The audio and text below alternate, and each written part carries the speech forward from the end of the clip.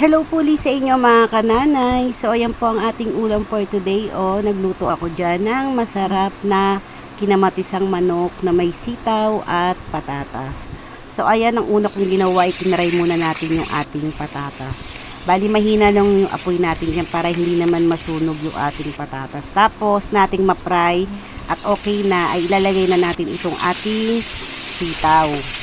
Yan, isasama na natin siyang i-fry. Tapos i-set aside muna natin yan. Then next naman ay magigisa tayo ng bawang, sibuyas at ilalagay na rin natin yung ating kamatis.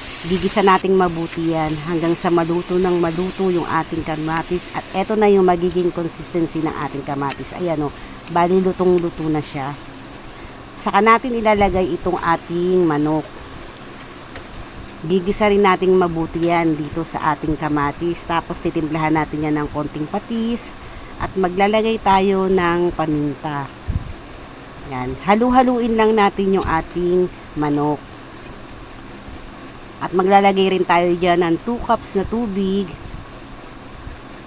Tapos lulutuin natin yan hanggang sa lumambot yung ating manok. At kapag okay na at kumukulo na siya, malambot na yung ating manok, ay titimplahan natin yan ng isang Knorr chicken cubes. At maglalagay na rin tayo dyan ng konting-konting asin lang. Tapos ilalagay na rin natin yung ating patatas at sitaw. So ayan, palalambutin lang natin mabuti yung ating sitaw at patatas. Kaya mga kananay, kung nag-iisip ka pa ng ulam, ay subukan mo yung ganitong recipe. Sigurado kung magugustuhan ito ng inyong pamilya. So ayan, malambot na yung ating patatas at sitaw at pwede na natin siyang i-serve.